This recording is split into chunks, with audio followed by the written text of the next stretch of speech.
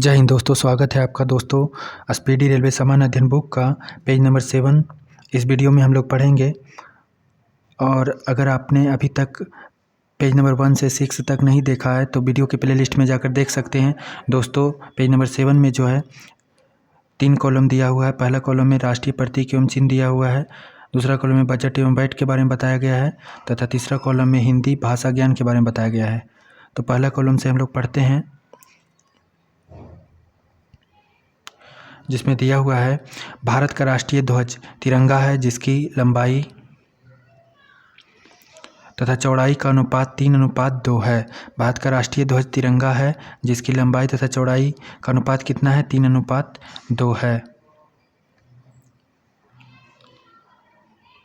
तिरंगा के बीच में एक चक्र है जिसका रंग नीला है तथा जिसमें 24 तिलियां हैं। तिरंगा के बीच में एक चक्र है जिसका रंग क्या है? नीला है तथा जिसमें कुल तिलियों की संख्या जो है 24 है।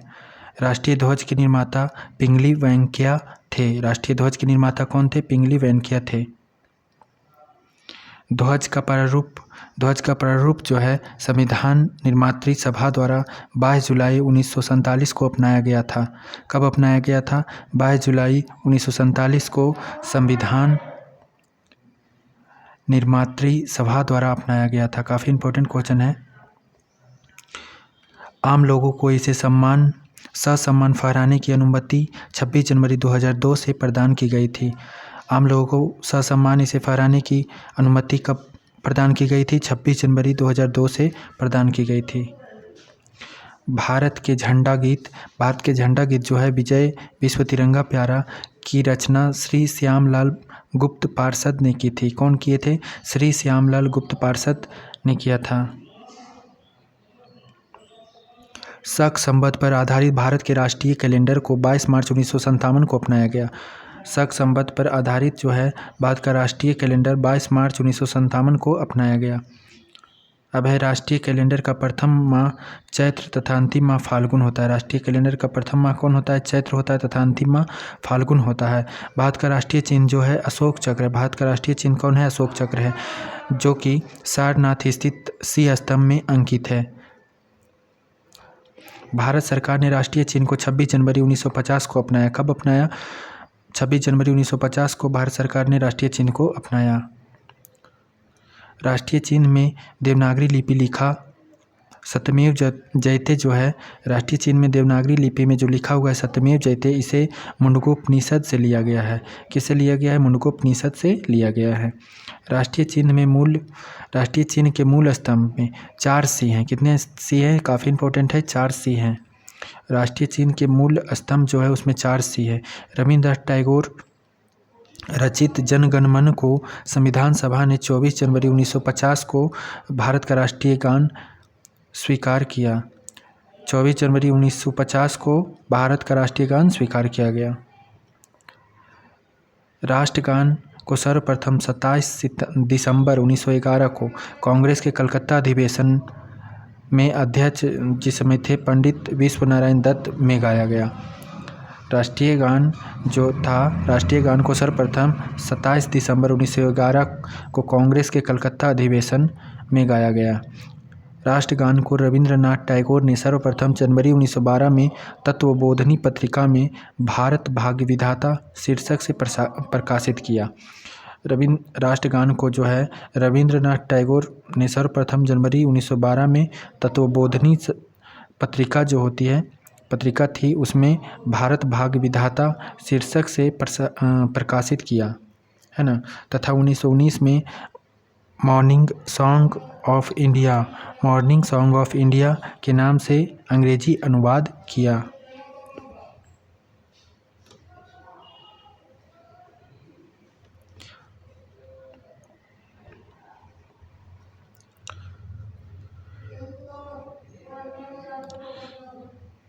राष्ट्रगान गाने में 52 सेकेंड लगते हैं। राष्ट्रगान गाने में कितने सेकेंड लगते हैं? 52 सेकेंड लगते हैं। बंगला साहित्यकार बंकिम चंद्र चटर्जी रचित वंदे मातरम को संविधान सभा ने 24 जनवरी 1950 को राष्ट्रगीत स्वीकार किया। बंगला साहित्यकार जो थे बंकिम चंद्र चटर्जी द्वारा रचित जो वंदे मातरम है गीत है, को संविधान सभा ने 24 जनवरी 1950 को राष्ट्रगीत स्वीकार किया।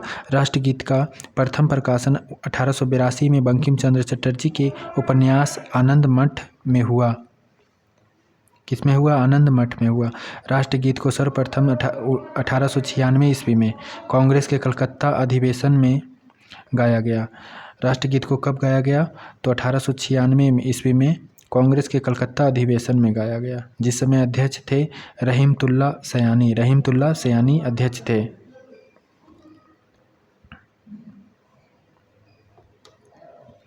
राष्ट्रगीत के प्रथम गायक पंडित ओमकार नाथ ठाकुर थे, जिसकी धुन जदुनाथ भट्टाचार्य ने बनाई है। राष्ट्रगीत के प्रथम गायक कौन थे? गायक जो थे वो थे पंडित ओमकार नाथ ठाकुर, जिसकी धुन जो है जद्दूनाथ भट्टाचार्य ने बनाई थी। राष्ट्रगीत के राष्ट्रगीत का जो है राष्ट्रगीत का अंग्रेजी अनुवाद श्री अरविंद घोष तथा उर्दू अनुवाद आरिफ मोहम्मद खान ने किया था। कौन किया था? अंग्रेजी अनुवाद राष्ट्रगीत का जो है अरविंद घोष ने किया था तथा उर्दू अनुवाद जो है आरिफ मोहम्मद खान ने किया था। राष्ट्रगीत गाने में 65 सेकेंड लगता है। राष्ट्रगीत गाने में कितना सेकेंड लगता है? 65 सेकेंड लगता है। संसद के अधिवेशन का प्रारंभ जो है जन गण मन से तथा समापन वंदे मातरम से होता है। संसद के अधिवेशन का प्रारंभ जो होता है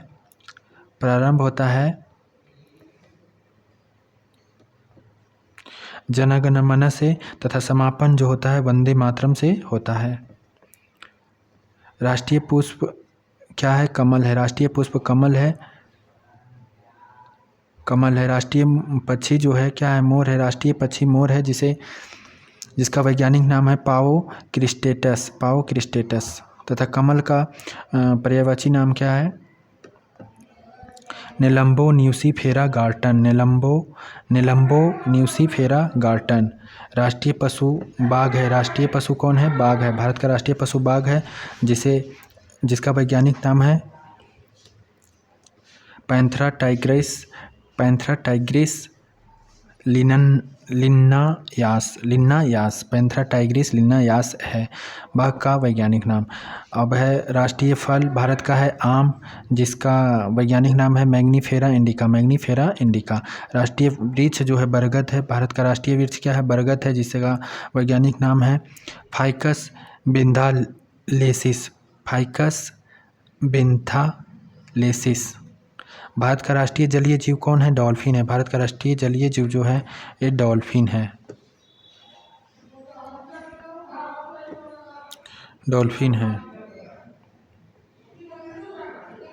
अब हम लोग कॉलम 2 को पढ़ेंगे। कॉलम 2 में दिया हुआ है बजट तथा वैट वैल्यू एडेड टैक्स, जिसका फुल फॉर्म होता है वैल्यू एडेड टैक्स। तो बजट शब्द फ्रेंच शब्द बॉगट से बना है। BOUGETT इससे बना है तथा जिसका अर्थ है चमड़े का थैला। जिसका क्या अर्थ है? बजट शब्द का अर्थ है फ्रेंच शब्द से बना है, बॉगट से बना है और जिसका अर्थ है चमड़े का थैला होता है। सबसे पहले 1803 में बजट शब्द का प्रयोग फ्रांस में आय व्यय के रूप में प्रारंभ हुआ था। कहाँ हुआ था? 1803 में बजट शब्द का प्रयोग फ्रांस में आय व्यय के रूप में प्रारंभ हुआ था। बजट का प्रारंभ इंग्लैंड में माना जाता है। बजट का प्रारंभ कहाँ माना जाता है? इंग्लैंड में माना जाता है। भारत में बजट पद्धति का संस्थापक एवं जन्मदाता जो थे जेम्स विल्सन को कहा जाता है। जेम्स विल्सन को जो है भारत में बजट पद्धति के संस्थापक एवं जन्मदाता कहा जाता है। बजट लोकसभा में पेश की जाती है। बजट जो है कहाँ पेश की जाती है? लोकसभा में पेश की जाती है। सामान्य बजट को वित्त मंत्री फरवरी माह के अंतिम कार्य दिवस को पेश करता है, जिसकी रचना का दायित्व जो है वित्त मंत्रालय पर होता है। किसे होता है? वित्त मंत्रालय पर होता है। इसे वित्त मंत्री कब पेश करते हैं? तो फरवरी माह के अंतिम कार्य दिवस को पेश करता है, वित्त मंत्री पेश करता है, जिसकी रचना का दायित्व वित्त मंत्रालय पर होता है। और भारत का वित्तीय वर्ष 1 अप्रैल से प्रारंभ होता है। कब से प्रारंभ होता है? 1 अप्रैल से भारत का वित्तीय वर्ष प्रारंभ होता है। रेल बजट को सामान्य बजट से अलग एक वर्थ समिति की संस्तुति पर 1924 से 25 में किया गया था। ये काफ़ी इम्पोर्टेंट क्वेश्चन है कि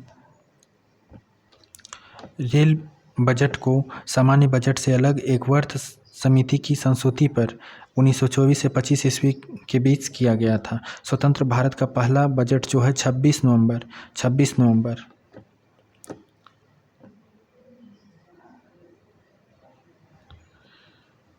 स्वतंत्र भारत का पहला बजट 26 नवंबर 1947 को पहले वित्त मंत्री R.K. षणमुखम चेट्टी ने पेश किया था। कौन किया था? R.K. षणमुखम चेट्टी ने पेश किया था स्वतंत्र भारत का पहला बजट। और कब पेश किया था? तो 26 नवंबर 1947 को पेश किया था। जॉन मथाई को वर्ष 1950 में गणतंत्र भारत का पहला बजट पेश करने का गौरव हासिल हुआ था। जॉन मथाई को वर्ष 1950 में गणतंत्र भारत का पहला बजट पेश करने का गौरव हासिल हुआ था। भारत में सबसे ज़्यादा बार बजट पेश करने वाले व्यक्ति कौन थे? मोरारजी देसाई, जिन्होंने 10 बार पेश किए थे। भारत में ये सब काफ़ी इम्पोर्टेंट क्वेश्चन है। तो भारत में सबसे ज़्यादा बार बजट पेश करने वाले व्यक्ति कौन थे? मोरारजी देसाई थे, जिन्होंने 10 बार पेश किया था। भारत सरकार के बजट के आंकड़ों में कुल व्यय और कुल प्राप्तियों के बीच का अंतर जो है बजटीय घाटा कहलाता है। क्या कहलाता है? बजटीय घाटा कहलाता है। क्या भारत सरकार के बजट के आंकड़ों में कुल व्यय और कुल प्राप्तियों के बीच का अंतर को बजटीय घाटा कहा जाता है? अब है आउटकम बजट पहली बार 25 अगस्त 2005 को पी चिदम्बरम ने प्रस्तुत किया था। किसने प्रस्तुत किया था? पी चिदम्बरम ने प्रस्तुत किया था। आउटकम बजट को पहली बार 25 अगस्त 2005 को पी चिदम्बरम ने प्रस्तुत किया था। शून्य आधारित बजट का अर्थ होता है हर बार बिल्कुल नए सिरे से बजट तैयार करना। शून्य बजट का क्या अर्थ होता है? शून्य आधारित बजट का अर्थ होता है हर बार बिल्कुल नए सिरे से बजट तैयार करना।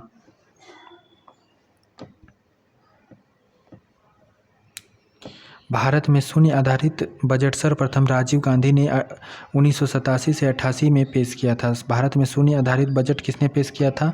सर्वप्रथम जो है राजीव गांधी ने 1987 से 88 में पेश किया था। बजट पूर्व आर्थिक समीक्षा केवल लोकसभा में पेश किया जाता है। बजट पूर्व आर्थिक समीक्षा केवल कहाँ पेश किया जाता है? लोकसभा में पेश किया जाता है, राज्यसभा में नहीं पेश किया जाता। संविधान का अनुच्छेद 112 में वार्षिक वित्तीय विवरण तैयार करने का उल्लेख है। संविधान के अनुच्छेद 112 में क्या है? अनुच्छेद 112 में वार्षिक वित्तीय विवरण तैयार करने का उल्लेख दिया हुआ है। अब भारत में वैट VAT अप्रत्यक्ष कर है। वैट क्या है? अप्रत्यक्ष कर की संस्तुति जो है 1976 में लक्ष्मीकांत झा समिति ने दी थी। किस समिति ने दी थी? लक्ष्मीकांत झा समिति ने दी थी। इसे दोबारा पढ़ते हैं कि भारत में वैट VAT जो है अप्रत्यक्ष कर है कि संस्तुति 1976 में लक्ष्मीकांत झा समिति ने दी थी। वैट का संबंध जो है बिक्री कर से है, जिसे व्यापार कर भी कहते हैं। वैट का संबंध किससे है? बिक्री कर से है।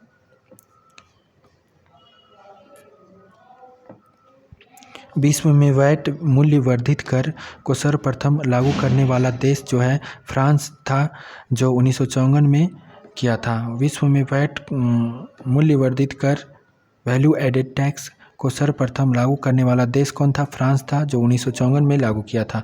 भारत में वैट जो है 1 अप्रैल 2005 से 22 राज्यों एवं केंद्र शासित प्रदेशों में लागू है। भारत में 1 अप्रैल 2005 से 22 राज्यों एवं केंद्र शासित प्रदेशों में लागू है वैट। वैट लागू करने वाला भारत का पहला राज्य कौन है? हरियाणा, तथा अंतिम राज्य जो है उत्तर प्रदेश है। वैट लागू करने वाला भारत का पहला राज्य कौन है? पहला राज्य हरियाणा है और अंतिम राज्य उत्तर प्रदेश है। भारत में सेवा कर 1994 से 95 में प्रारंभ हुआ। भारत में सेवा कर कब प्रारंभ हुआ? 1994 से 95 में प्रारंभ हुआ। मोड वैट संशोधित मूल्य वर्धित कर है। मोड वैट क्या है? MOD VAT मोड वैट है, संशोधित मूल्य वर्धित कर है को 1 अप्रैल 2000 को CNVAT सेनवैट के नाम से जाना जाता है, जिसका संबंध उत्पाद शुल्क कर से है। मोड वैट संशोधित मूल्यवर्धित कर को 1 अप्रैल 2000 से सेनवैट के नाम से जाना जाता है, जिसका संबंध उत्पाद शुल्क कर से है। कर ढांचे में सुधार के लिए सुझाव देने हेतु चलैया समिति का गठन अगस्त 1991 में हुआ था। कर ढांचे में सुधार के लिए सुझाव देने हेतु चलैया समिति का गठन जो है अगस्त 1991 में हुआ था। अब है GST goods and service tax पूरे देश में 1 जुलाई 2017 से लागू हो गया था, जिसकी वर्तमान दरें 5%, 12%, 18% तथा 28% है। GST जो है जिसका फुल फॉर्म होता है goods and service tax, goods and service tax पूरे देश में 1 जुलाई 2017 से लागू हो गया है, जिसकी वर्तमान दरें 5%, 12%, 18% तथा 28% है। ये काफ़ी महत्वपूर्ण क्वेश्चन है कि GST भारत में कब लागू हुआ पूरे देश में, तो 1 जुलाई 2017 से लागू हो गया है। अब हम लोग कॉलम 3 में पढ़ेंगे। कॉलम 3 में दिया हुआ है हिंदी भाषा ज्ञान। हिंदी भाषा ज्ञान तो संविधान के भाग 17 के अनुच्छेद 343 के भाग 1 के अनुसार संघ की राजभाषा हिंदी और लिपि देवनागरी घोषित की गई है। संविधान के भाग 17 के अनुच्छेद 343 के भाग 1 में के अनुसार संघ की राजभाषा क्या हिंदी और लिपि देवनागरी घोषित की गई है। संघ की राजभाषा के रूप में हिंदी को 14 सितंबर 1949 को मान्यता प्रदान की गई है। कब मान्यता प्रदान की गई है, तो संघ की राजभाषा के रूप में हिंदी को 14 सितंबर 1949 को मान्यता प्रदान की गई है। भारत में सर्वाधिक बोली जाने वाली भाषा हिंदी तथा दूसरा बांग्ला है। भारत में सर्वाधिक बोली जाने वाली भाषा कौन है, हिंदी है तथा दूसरा नंबर पर बांग्ला है। भारत की तेलुगु भाषा को इटालियन ऑफ द ईस्ट कहा जाता है। तेलुगु भाषा को क्या कहा जाता है, तो इटालियन ऑफ द ईस्ट कहा जाता है। पंजाबी भाषा गुरुमुखी लिपि में लिखी जाती है। पंजाबी भाषा किस में लिखी जाती है, गुरुमुखी लिपि में लिखी जाती है। संविधान के 8वीं अनुसूची में 22 भाषाओं को मान्यता प्राप्त है। कितने भाषाओं को मान्यता प्राप्त है, 22 भाषाओं को मान्यता प्राप्त है, जबकि मूल में 14 थी। मूल भाषाओं जो थी पहले 14 भाषाओं को मान्यता प्राप्त थी। राजभाषा आयोग का गठन 1955 में किया गया था, जिसके अध्यक्ष बीजे खेर थे। भाषा आयोग का गठन 1955 में किया गया था, जिसके अध्यक्ष कौन थे, बीजे खेर थे। हिंदी दिवस जो है 14 सितंबर को तथा अंतर्राष्ट्रीय मातृभाषा दिवस 21 फरवरी को मनाया जाता है। हिंदी दिवस 14 सितंबर को तथा अंतर्राष्ट्रीय मातृभाषा दिवस जो है 21 फरवरी को मनाया जाता है। अंग्रेजी को नागालैंड एवं मेघालय में तथा उर्दू को जम्मू कश्मीर में राजभाषा का दर्जा प्राप्त है। अंग्रेजी को कहाँ राजभाषा का दर्जा प्राप्त है, तो नागालैंड में। अंग्रेजी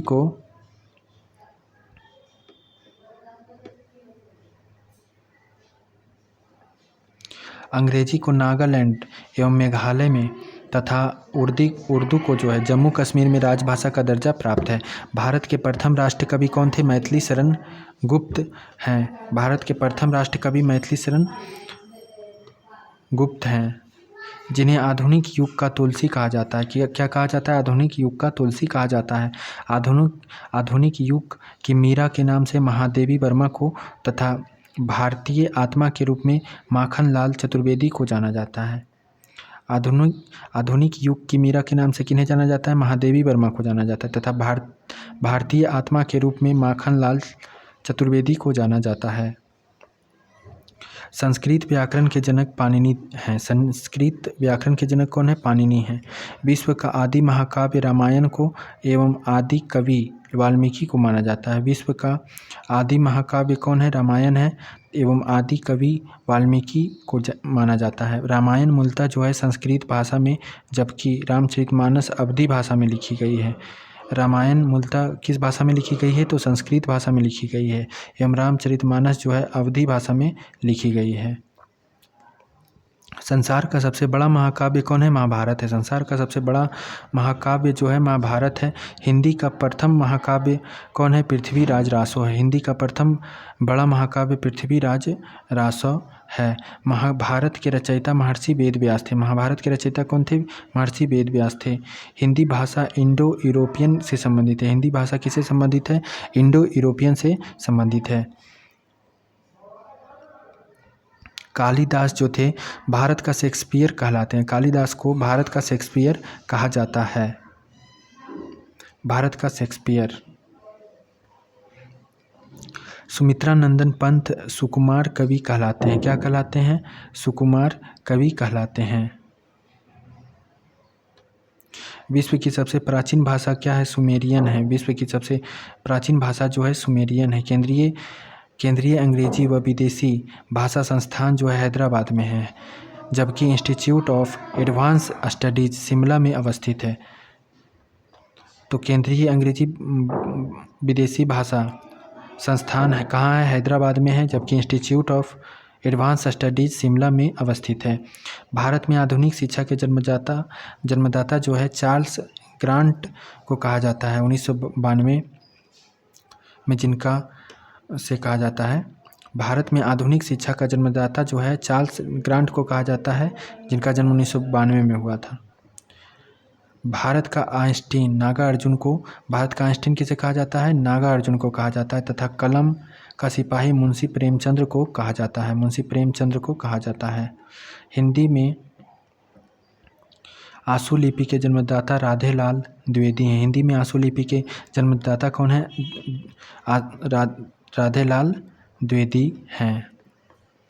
प्रथम हिंदू विधि निर्माता किसे कहा जाता है? मनु को कहा जाता है। प्रथम हिंदू विधि निर्माता मनु को कहा जाता है। प्रथम हिंदू विधि निर्माता मनु थे। देश का प्रथम विश्वविद्यालय नालंदा विश्वविद्यालय है, जिसकी स्थापना गुप्त शासक कुमार गुप्त प्रथम ने 450 ईस्वी में किया था। नालंदा विश्वविद्यालय का स्थापना किसने किया था? गुप्त शासक कुमार गुप्त प्रथम ने 450 ईस्वी में किया था। विक्रमशिला विश्वविद्यालय की स्थापना पाल शासक धर्मपाल ने 9वीं शताब्दी में की थी। तो विक्रमशिला विश्वविद्यालय की स्थापना किसने किया था? तो पाल शासक धर्मपाल ने 9वीं शताब्दी में की थी। अब है प्रथम हिंदी सम्मेलन जो है भारत में 1975 ईस्वी में नागपुर में हुआ था। प्रथम हिंदी सम्मेलन भारत में कब हुआ था? 1975 में नागपुर में हुआ था। विश्व के वेटिकन सिटी में विश्व की सभी भाषाएं मान्य हैं। विश्व की जो है वेटिकन सिटी में विश्व की सभी भाषाएं मान्य हैं। तो धन्यवाद दोस्तों, आपका पेज नंबर 7 जो था कंप्लीट हुआ। और अगर आपने अभी तक इसके पहले का पेज नंबर 6, 5, 4 और 1 तक नहीं देखा है तो वीडियो के प्लेलिस्ट में जाकर आप देख सकते हैं। वीडियो का प्लेलिस्ट जो है SPD GK के नाम से बना हुआ है, उस पर जाकर देख सकते हैं। और जो लोग भी अभी तक हमारे चैनल पे नए जुड़े हैं तो चैनल को सब्सक्राइब करें, और वीडियो अच्छा लगा हो तो वीडियो को लाइक करें, और कमेंट के माध्यम से अगर कुछ पूछना चाहते हैं या कुछ बताना चाहते हैं तो ज़रूर कमेंट करें। धन्यवाद। मिलते हैं कल पेज नंबर 8 के साथ।